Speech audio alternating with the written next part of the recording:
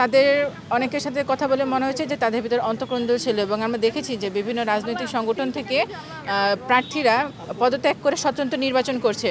সে জায়গায় আমার কাছে শিবিরের প্যানেল অর্গানাইজড মনে হয়েছে এবং আমার মনে হয়েছে যে আমি এই প্যানেলে কাজ করলে ভালো কিছু করতে পারবো। সেজন্য আমি শিবির সমর্থিত প্যানেল সমন্বিত শিক্ষার্থী জোটে জোটবদ্ধ হয়েছি। নারী শিক্ষার্থী হিসেবে প্রতিবন্ধকতা যদি আমি বলি যে আমাদের প্যানেল ঘোষণার আগে থেকেই মানুষজন বুঝতে পারছিল যে আমি এই প্যানেলে যুক্ত হব এবং বিভিন্ন পেজ থেকে আমাকে নিয়ে কুরুচিপূর্ণ ভিডিও বের হয়েছে মিমের মতো করে এবং ট্যাগিং দেওয়া হচ্ছিল যে আমি শিবির বা ছাত্র সংস্থার এই ধরনের ট্যাগিং ছিল।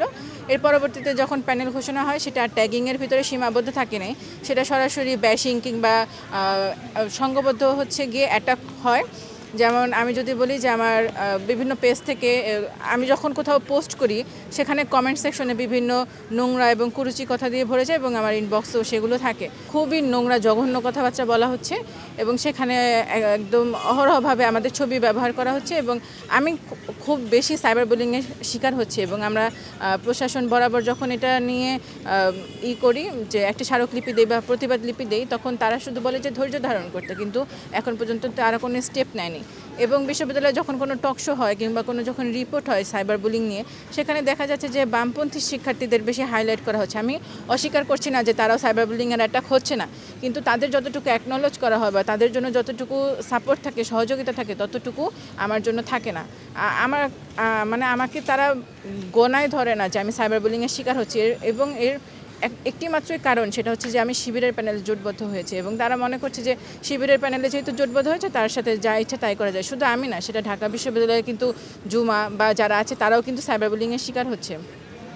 বিশ্ববিদ্যালয়ে প্রায় 2 বছর আগে শিবির সামনে এসেছে এবং আমরা ছোটোকাল থেকে শিবির সম্পর্কে খুবই নেগেটিভ ধারণা রেখে আসছিলাম। তো যখন শিবির সামনে প্রকাশে আসে এর ভেতরে দেখি যে আমাদের ভিতরে অনেকেই পরিচিত ছিল যাদের সাথে আমরা পূর্বে মিশেছি, এ ধরনের ছেলেরা অনেকেই কমিটিতে আছে এবং তাদের সাথে কাজ করা হয়েছে। তাদের ক্যাম্পাসে একটা হেলথ ক্যাম্প হয়েছিল বা ইফতার আয়োজন ছিল, হেলথ ক্যাম্পে ভলেন্টিয়ার হিসেবে আমি থেকেছি এবং ইফতার আয়োজনে ছিলাম। যেহেতু এদের ভিতরে অনেকেই পূর্ব পরিচিত তাই আমরা তাদের দেখে এসেছি যে তারা কেমন এবং তাদের সাথে একত্রে কাজ করেও আমরা দেখেছি যে তারা নারীর প্রতি অনেক সদয় আচরণ করে। তাদের অনেকে বলে যে তারা নারীদের প্রতি বিদ্বেষপূর্ণ আচরণ, এটা আসলে পুরো ভ্রান্ত ধারণা এবং অনেকে ভাবছে যে শিবির জয়ী হয়ে আসলে ক্যাম্পাসে ইসলাম কায়েম করবে, শিক্ষার্থীদের হিজাব পরাবে, বোরকা পরাবে, কিন্তু আমাদের প্যানেলে একজন নারী শিক্ষার্থী আছে যিনি হিজাব পরেন না এবং ঢাকা বিশ্ববিদ্যালয়ে আমরা কিন্তু দেখছি যে জুমা যিনিও কিন্তু হিজাব পরে না।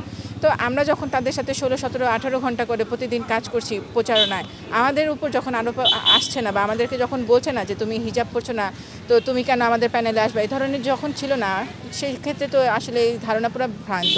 শিবির আসলে সকল ধর্মের বর্ণের এবং সকল মতাদর্শী শিক্ষার্থীদের নিয়ে কাজ করবে এবং ইসলামও কিন্তু কখনো কারোর উপর জোর প্রয়োগ করার কথা বলে না এবং তারা যেহেতু ইসলামী মতাদর্শের ধারণ করে তাই আমি মনে করি যে আসলে এই ধারণা সম্পূর্ণভাবে ভ্রান্ত। আমাদের বিশ্ববিদ্যালয়ে 50% নারী শিক্ষার্থী আছে এবং আমরা চাই নারীদের জন্য একটি সুন্দর ক্যাম্পাস দিতে যেখানে তারা নিরাপদ থাকবে, ব্যক্তি স্বাধীনতা থাকবে, পোশাকের স্বাধীনতা থাকবে। এর ভিতরে ইশতেহারের যদি কিছু বলি, আমাদের ক্যাম্পাসে অনেক শিক্ষার্থী আছে যে তারা মা, সেক্ষেত্রে একটা ডে কেয়ার সেন্টার এবং ব্রেস্ট ফিডিং কর্নার তৈরি করার আমরা ভাবছি, যাতে হচ্ছে আমরা প্রশাসনকে সর্বোচ্চ চাপ দেবো যাতে এটা তারা করে। কারণ আমাদের দেখা যায় যে আমাদের সহপাঠীরাই বাচ্চা কোলে নিয়ে অনেকক্ষণ ধরে ক্লাস করে কিংবা 4-5 ঘন্টার পরীক্ষা দেয় কারণ তাদের বাসায় বাচ্চা রাখার জায়গা নেই এরকম। তারপরে হচ্ছে প্রত্যেকটি ফ্যাকাল্টিতে স্যানিটারি ন্যাপকিনের ভেন্ডিং মেশিন রাখার ইচ্ছা আছে এবং আমরা জানি যে আমাদের হাইওয়ের পাশে যে 10তলা হলগুলো আছে সেগুলোতে আমরা মাঝে মধ্যে ভুলে যাই যে আমরা রাস্তায় আছি নাকি হলে আছি।